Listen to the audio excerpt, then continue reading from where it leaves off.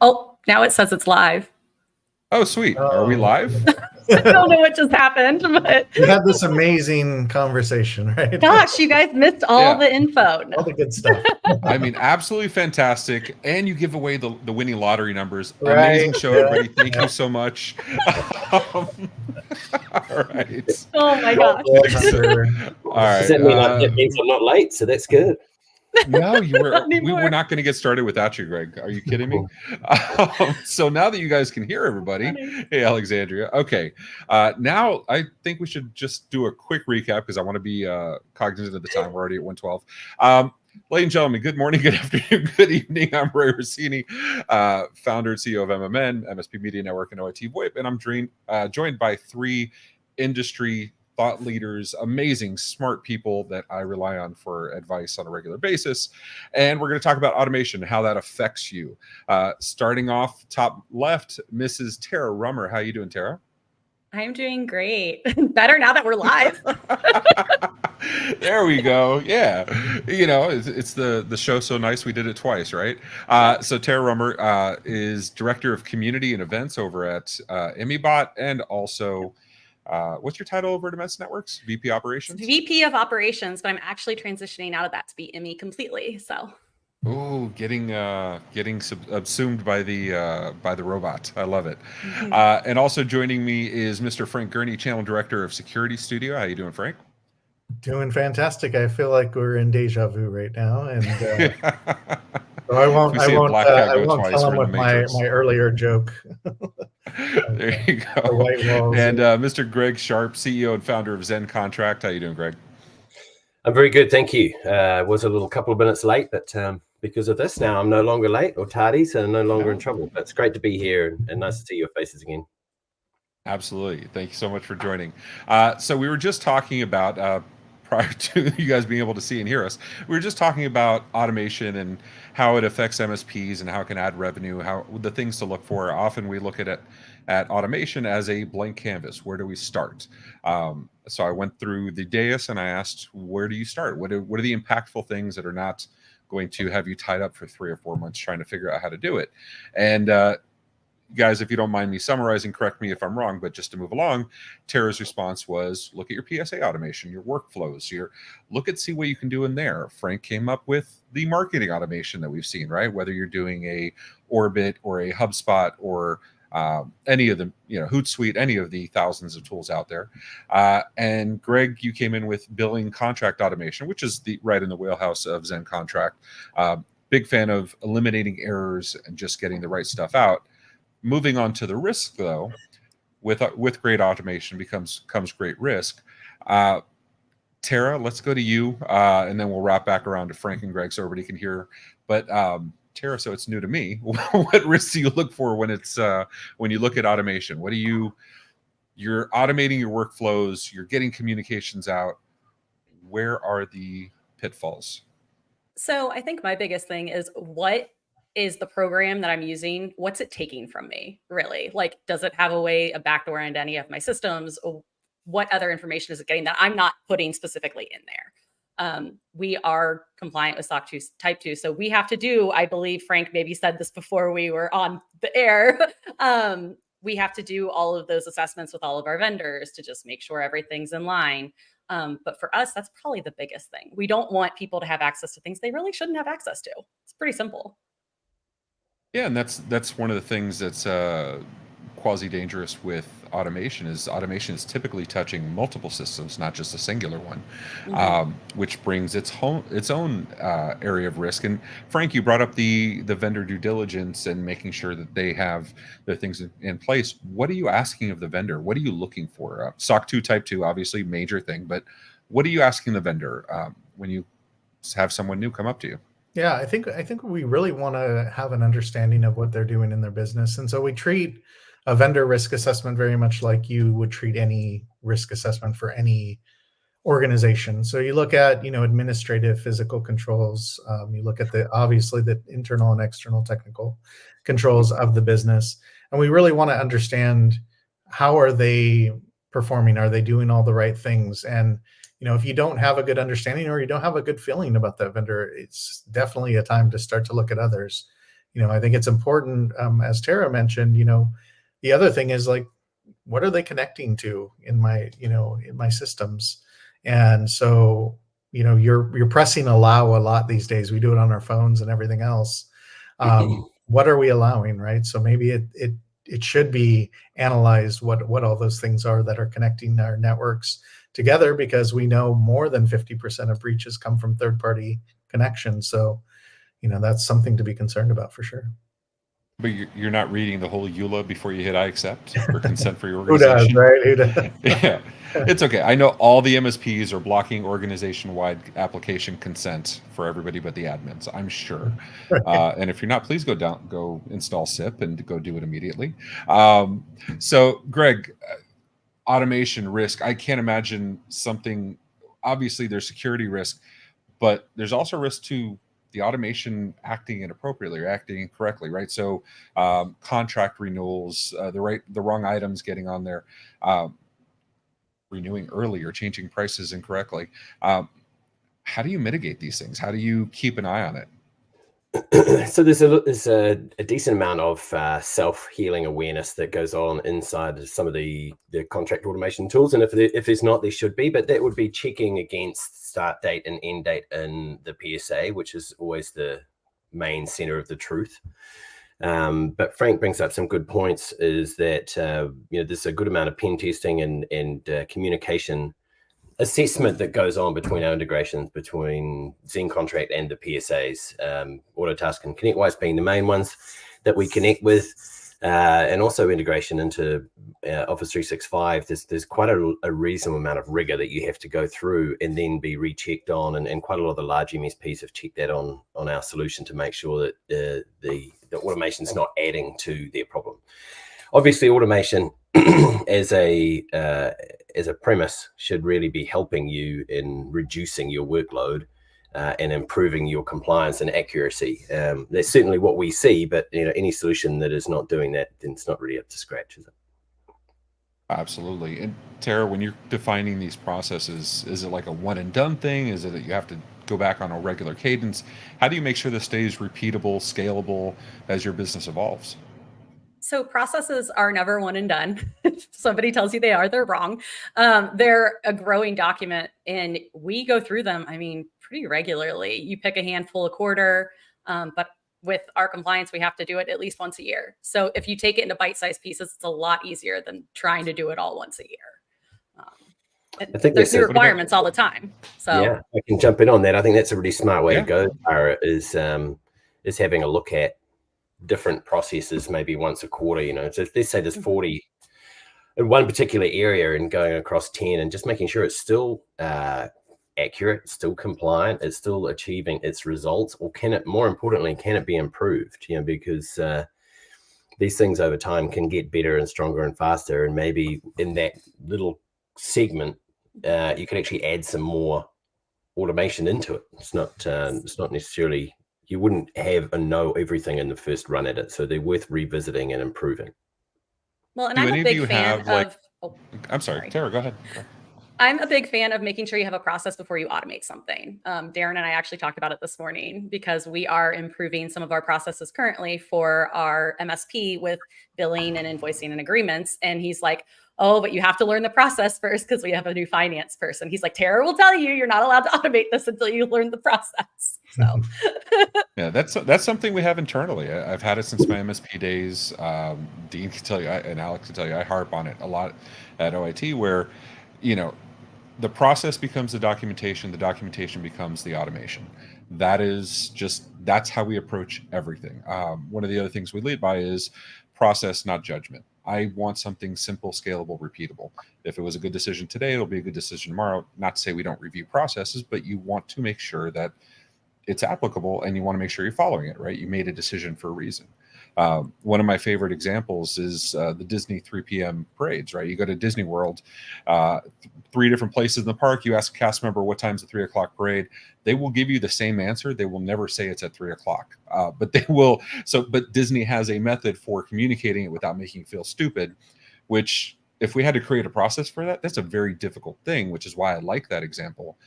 But they could figure out how to do it, which means anytime you ask an engineer, what's the process for that? Where's the documentation? They say, well, it depends. You just haven't thought about it well enough.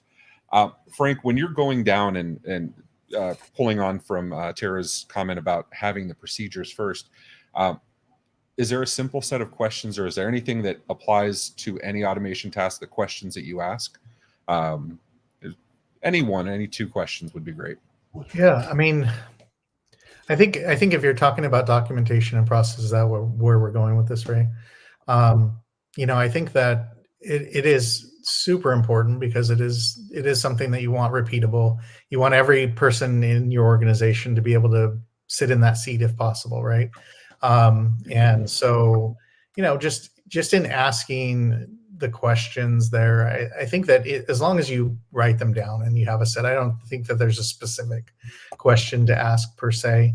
It's having that repeatable process, and that means writing it down, right? So at the end of the day, I think that's our answer there is start writing things down, everything within your business, because again, you have to think if that person doesn't show up tomorrow, who can sit in that seat, who can do it.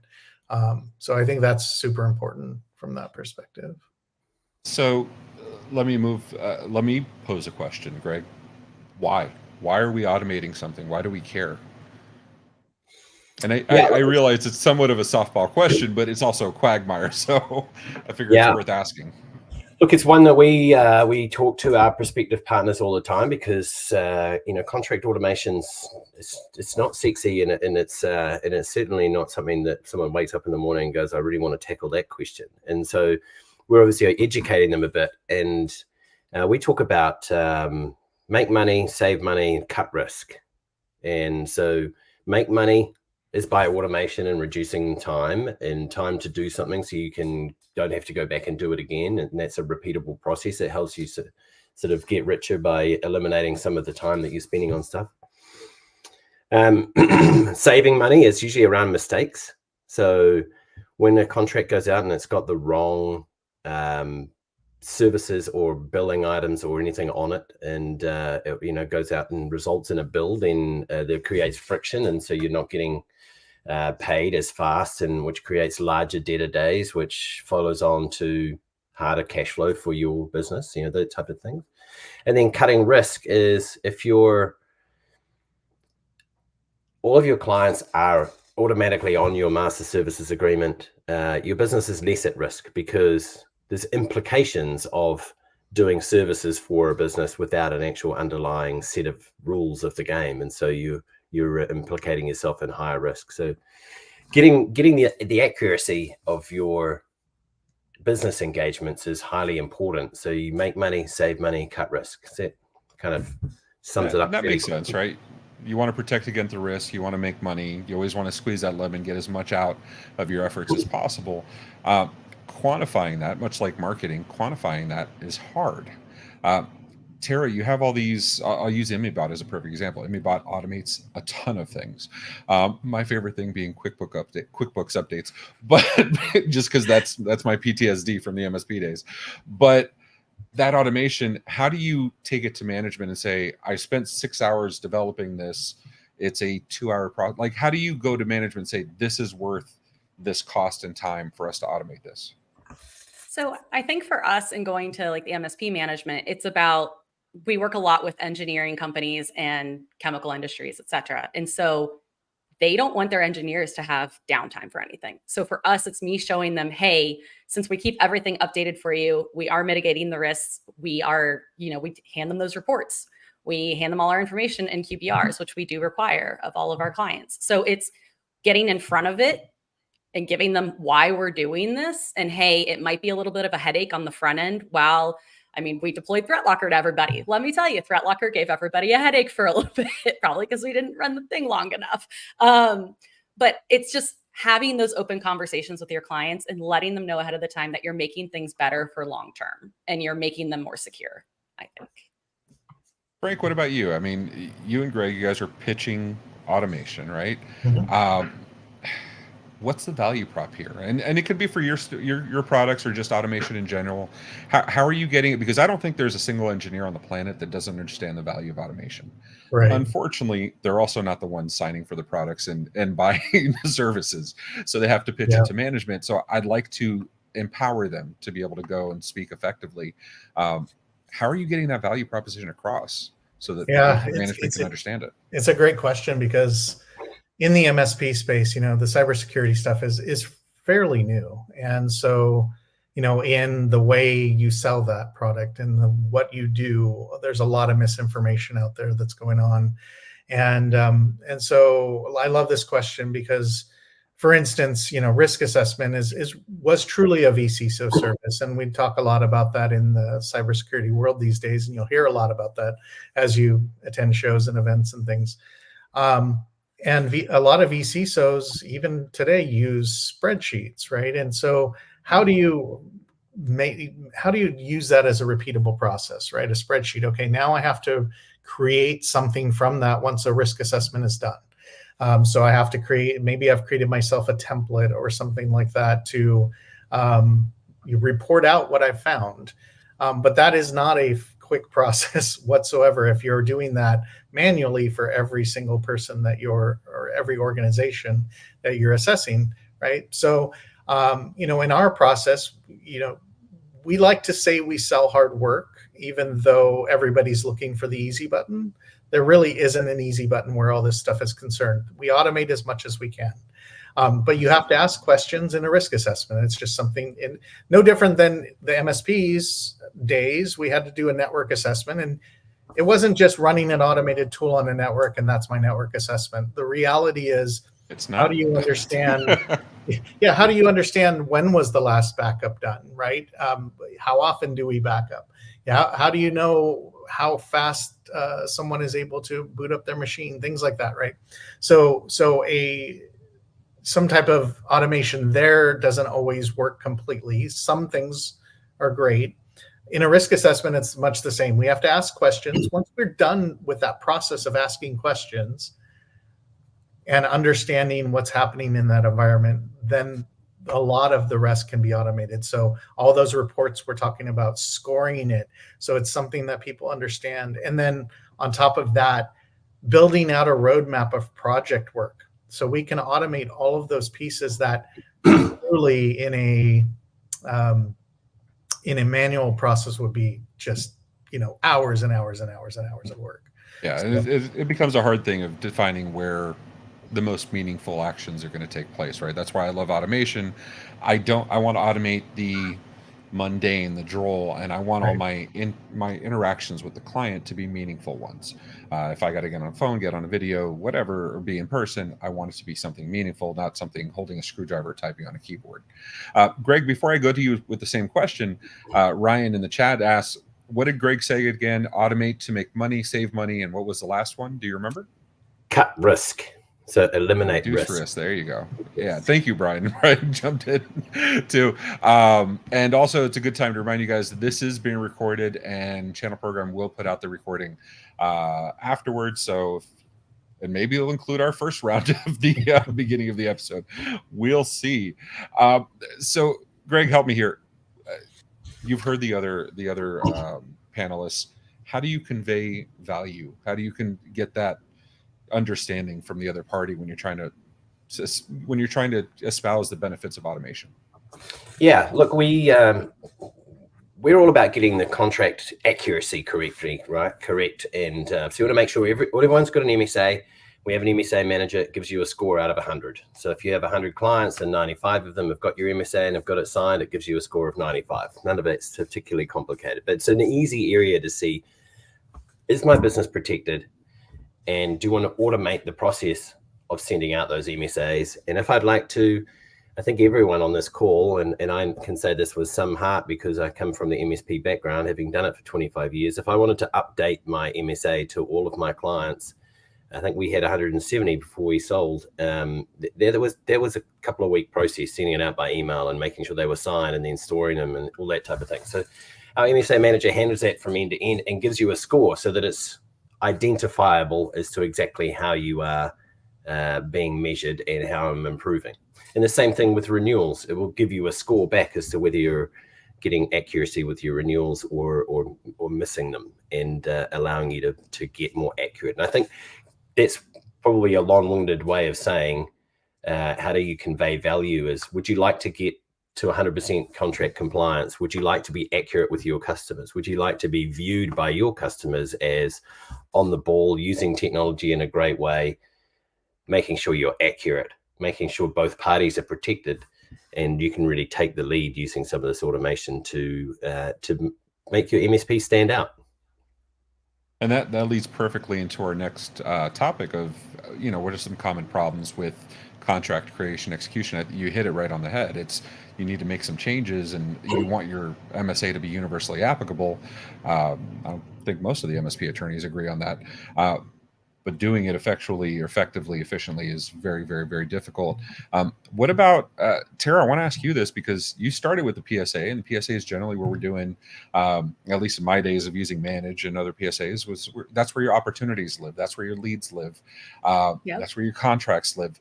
Did you ever use automation on contracts maybe to discover additional sales opportunities or additional ways to get stack alignment? So we did, but not probably the best that we could have, honestly, because we used Manage as well, and we weren't using something like a ZenContract to get that. But with stack homogenization, I'm not going to be able to say that word, homogenizing our stack, we're going to go that route. That's why I say stack alignment. It's easier on the tongue. There you go, alignment, yeah. So we did find a lot of that. Even we still have a few clients on our, on contracts that aren't fully MSP. We do a lot of co-managed, but we still want them to have basically our entire MSP stack. So we were able to find some through there as well. Yeah. So Greg, let me go back to you. And actually I had the same experiences as Tara. We did it. I don't know if effectively is the right answer, but it definitely got done, right? What do they say? Perfection's the enemy of good. But you obviously have built a company around solving for some of the challenges that traditional PSAs can't manage.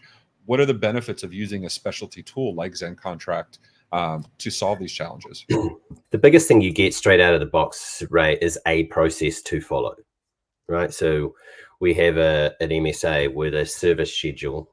We get the MSPs to segregate all of their terms and conditions out of their standard managed services agreement, which is what most of the industry does. They will have, these are the services we provide.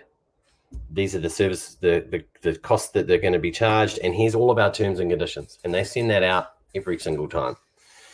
And that just slows down the sales process. Every time you send it out, those legals have to go through either, like Frank said earlier on, even someone just signs it and doesn't read them, or it goes off. If it's a larger organization, a larger MSP client, they will more than likely have to put that contract through their legal teams for someone to have a read of, and it just slows it all down. So we get them to separate out the terms and conditions and everything legalese into a master services agreement. We then have an automated process with reminders that says, these are all the contracts that are coming up for renewal in the next 90 days. This is what you're currently supplying them. These are some suggested new lines of service that you should go along with them. If they're not got your advanced security product or your managed network, maybe you should be sending that out as well.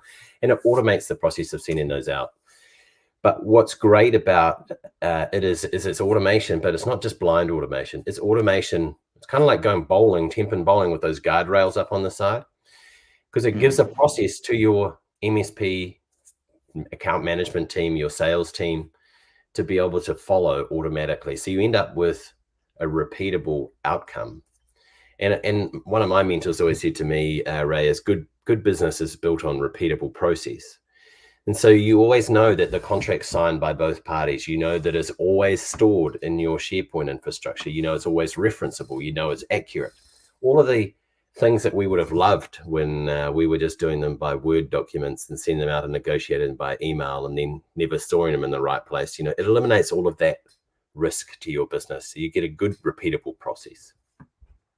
So Frank, risk compliance, this is your world, right? This is, I mean, you are the guy. So let me ask you, when it comes to contracts and compliance, how does the automation help get closer to that goal of, fully compliant? Yeah, I mean, I think a lot of what Greg said, right? Being able to see all of those kind of data points, right? Or dates, really, at the end of the day. It's something we couldn't do in the past. We would create a contract and it'd be out there. We didn't, necessarily have visibility unless you dropped it into a calendar or something. But having the visibility, I think, is really important when it comes to being compliant. Being able to look at all of that information and have it in one place and be able to manage it. Because, if you have contracts floating out there, whether it's a physical security thing, like I just have all of this data sitting in a open cabinet somewhere, right? I mean, that's a physical security type issue that could cause issues with your compliance. Do I have these contracts on unsecure computers, right? So all of those types of things. So really looking at how we have that, if we're managing that from one tool in the cloud potentially, and they have compliance with that vendor, then that's going to put you in a much better position than kind of the latter. And that's kind of the if we went down to the basal benefit of automation, it's really that: do it once and have it just keep going and going and going. And so that goes to the other side of creating revenue. It's not just about creating revenue, but it's also about lowering our costs, right? Lowering, whether it's headcount, whether it's man hours, human hours, whatever it is. But there comes a cost, especially when we're getting people to do these automations. Typically, they're a little higher paid than, it's not an average tier 1 that's doing these automations, right? Hopefully not yet anyway.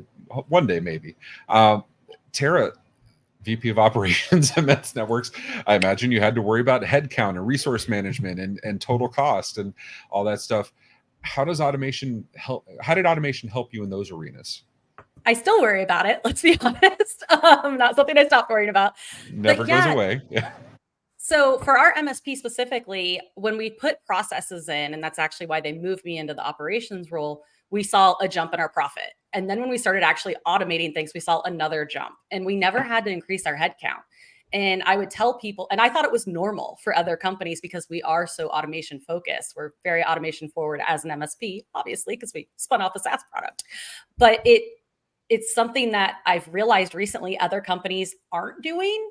And what we're trying to do with ImmyBot is we're actually trying to lower that barrier of entry into automation, because not everybody has that high level scripting person, right? And we want to be able to bring in your tier 1, tier 2 techs and have them able to do this stuff.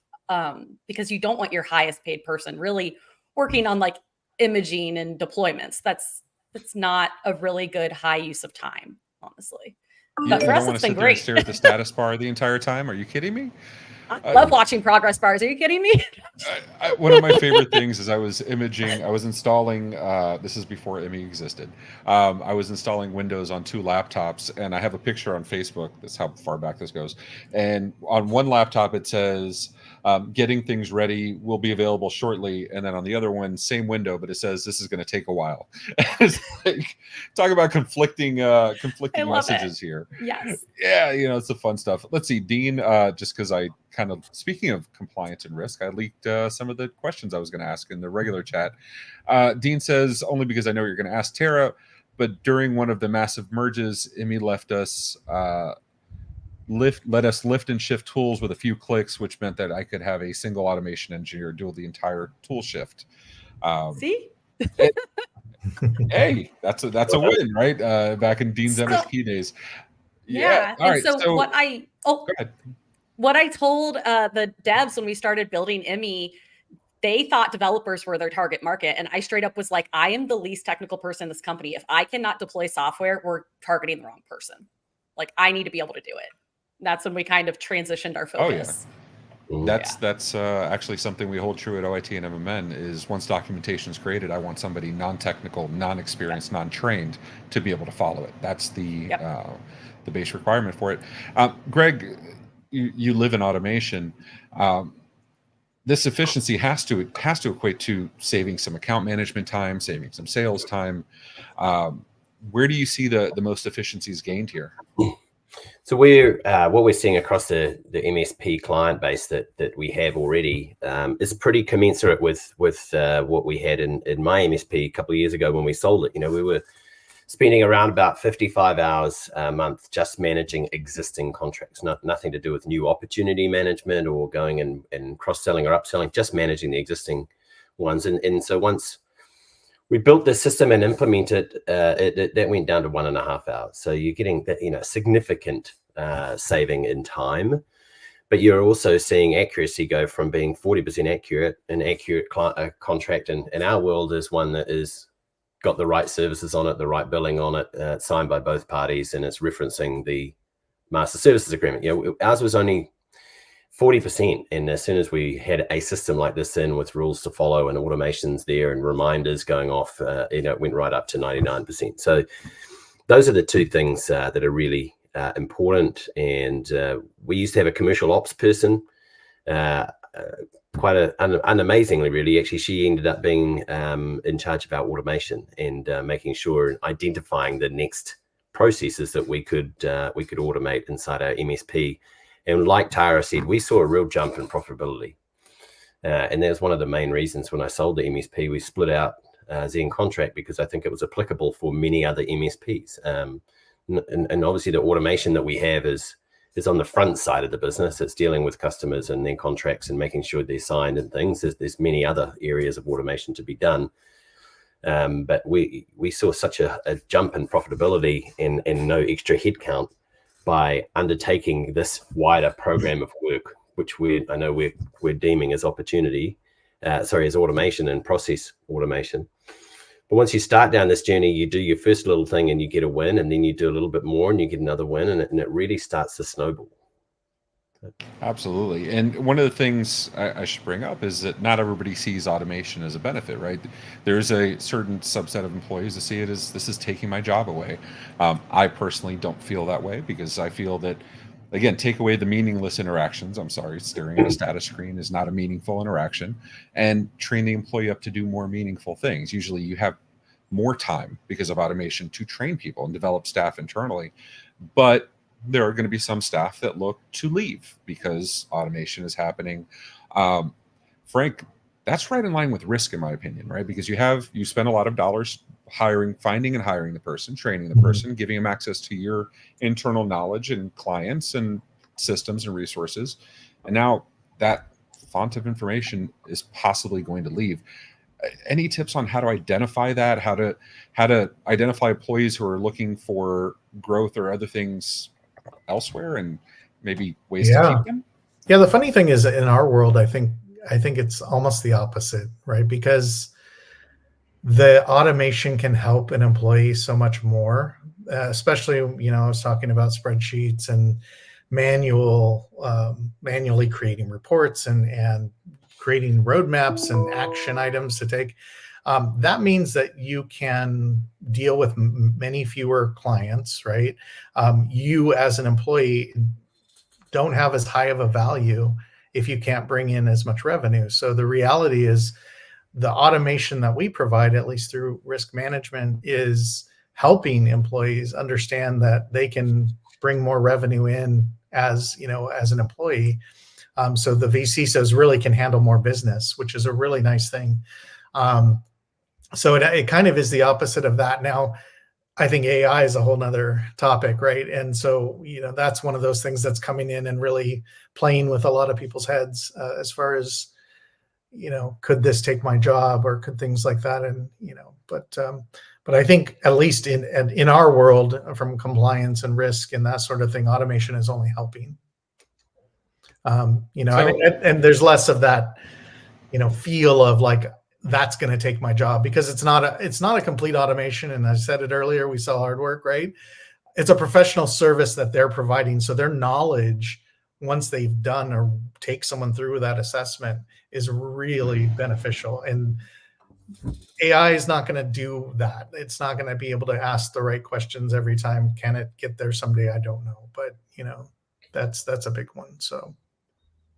So Dean brings up the question, how do you help employees make decisions when the automation fails, stops, or isn't appropriate? Frank? you have Yeah, any tips to that?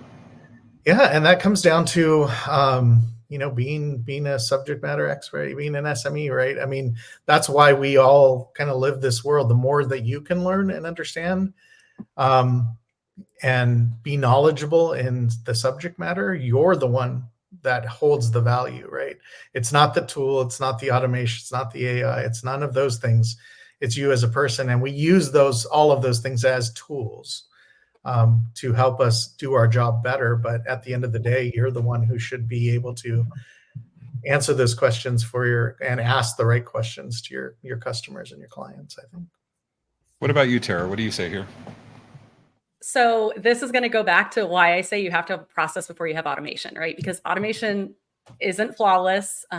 We'd love to think it is. Maybe in a few years it will be. But you need to have that original process that someone can roll back to. And you also need to understand, and you can explain it to staff, that not everything can be automated. And probably not everything should be automated. We always have to decide, is the juice worth the squeeze on this? If it's going to take me, if it's something I do once every 6 months that takes me 10 seconds, should that really be automated? Probably not, because I'm going to spend 8 hours automating it. So it's teaching those kind of good habits to your staff on the front end, I think. Yeah, getting your employees as much training as possible, I think, is the biggest thing, right? And understanding and knowing every bit of that process. Yeah. Yeah. Great. So, okay, so let me ask you guys now. You guys are all representatives of vendors in our space that deal with automation and can make our lives better. Normally, most shows would do that at the beginning of the show, give the whole description and the whole pitch of what the vendor does. I wanted you guys to be able to show your value first, your thought leadership. I want everybody else to see how much, why I hold you guys in such high esteem. So we'll start with Tara, just because Darren's one of my favorite human beings on the entire planet. And so, I am too. Oh, you are absolutely with the, can I call them parade hats? I have one right there. I'm going to put it on in a second. I figured once we're done with all this, I'll put it on. So talk to me about Immy. What does ImmyBot do for those that don't know? So ImmyBot automates workstation deployments, and it's not just about deploying new workstations. We also maintain it for you. So that, I think, is the big thing that's missing when people are imaging computers, et cetera. And we're looking potentially at some point to replace RMMs, because an RMM, you still have to have that high level person who can write these scripts for you, who can keep all of this updated for you. The reality is we have over 1,100 pieces of software in ImmyBot that we keep updated and we keep maintained. That's really it. We're lowering the barrier of automation. No more level 3 need to be doing it. So that's what we do. So awesome. Dean says he came for the hats. I'm just going to tell everybody, you're making hats for everybody in the audience. I'm kidding. I am not doing how long these things take to make. I will put it on. Why don't you automate it? Why don't you? So because it's better while she's getting the hat, Greg, why don't you tell us about ZenContract? Tell us about why it exists and what problem you're solving.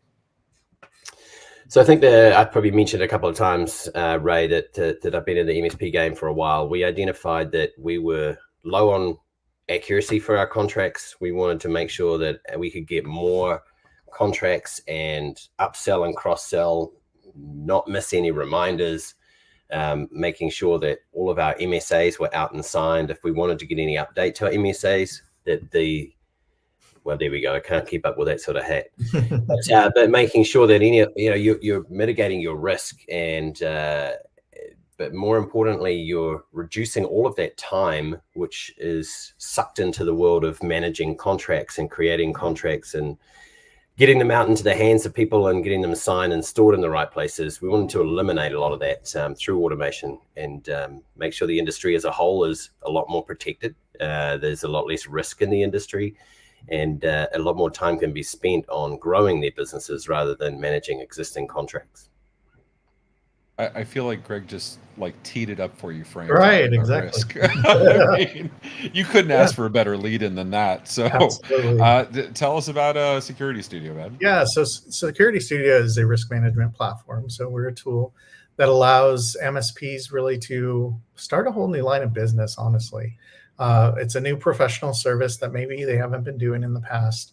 And really, I like to say, the MSP world has lived in the S and SMB, small business, right?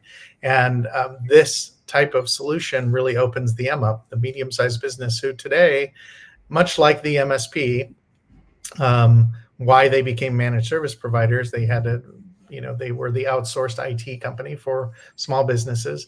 Many medium-sized or larger businesses need to outsource vCISO services because, a vCISO might cost $250,000 a year, and they can only do so many, organizations or their own organization.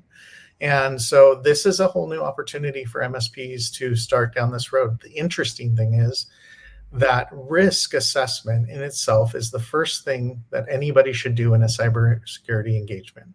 And cyber is everywhere, right? So whether you're putting in endpoint protection or you're putting in SOC SIM services or whatever, you're going down the line of cybersecurity solutions.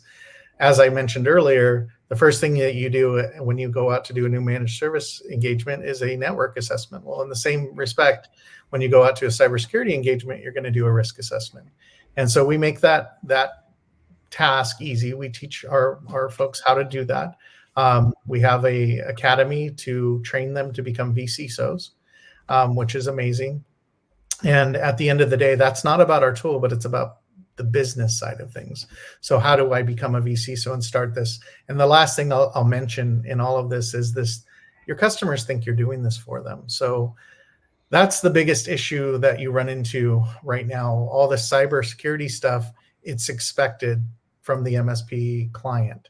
They hear about breaches, they hear about things going on out there. They're not worried because we did a good job as MSPs selling them on, hey, we got you covered, right? We're your IT guys, we're the technical resource. So when you think about this stuff, it really is in your best interest to go back out to your existing clients and do a risk assessment and then provide them your stack of services that you think that they need, and you just gain revenue, and you are then taking care of your customer. On top of that, you're kind of covering your own ass as well. So there's that. I mean, and we've all been in the MSP space a long time. We've all heard from clients where they thought we were covering something. I remember when HIPAA became a thing, client came up to me and she was like, yeah, you're doing this already, right? I'm like, wait, hold on. This is a conversation. And it's funny because even the most experienced of clients, I had FDA clients and FDIC regulated clients, and they absolutely were doing the same thing. They'd come and say, this is a new thing, but you're already covering us, right? And it's a whole conversation. Well, thank you so much for being on, guys. I put the links to all three of you in the chat. So if anybody wants to go check out ImmyBot, ZenContract, or Security Studio. Tara, you're always doing stuff. Where are you going to be next? I go tomorrow to Write a Boom. So if you guys are going to be at Write a Boom this week, I will be there. I will be at CompTIA CCF next week, representing the Immy team, and then at Enable Empower.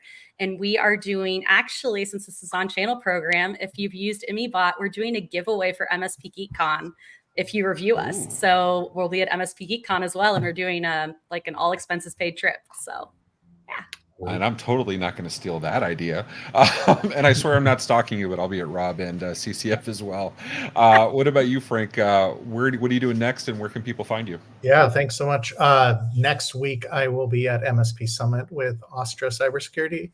And so that should be really fun. If you're going to be there, shoot me an email, fgurney@securitystudio.com. We are doing a speakeasy event at a really cool at the Mob Museum there. So I'd love to have you guys there, any of you that are on. So if you're going to be out in Vegas next week, let me know. And then the week after that, I'll be in Houston with ASCII. So those are my kind of next up and coming, but love to see you. I'd swear you would say I was full of it. This is our speakeasy sticker. We're doing a speakeasy at Write a Boom also on cool. Fridays. Yeah. So Nice. There you good. go. Great minds, right? And wrapping it up, Greg, what about you? What are you doing next? Where can we find you? Yeah, so we'll be at the Cassette Connect show next month in Vegas, and obviously a long way to fly from me, all the way from New Zealand, but enjoying getting to the States as often as I can. So that's our next round. Awesome. And I will be at Right of Boom and CCF, and then I think my personal next event is MSP GeekCon. So very much looking forward to it. Thanks to Channel Program for letting us take over their airwaves for a little bit and talk about automation. Hopefully we've given you a little bit of value so you can go hit that automation right on and get it done for your MSP, show the value. If you have struggled telling your management why you need MSP, reach out to any of the three of these. The LinkedIn's are in the chat. They're happy to help you. Until next time, ladies and gentlemen, thank you so much for being part of this. I wish you to take care of each other and yourselves. I've butchered this all day. I'm tired. I'm sorry. Bye, guys. Thanks, Ray. Take care. Bye. Yeah.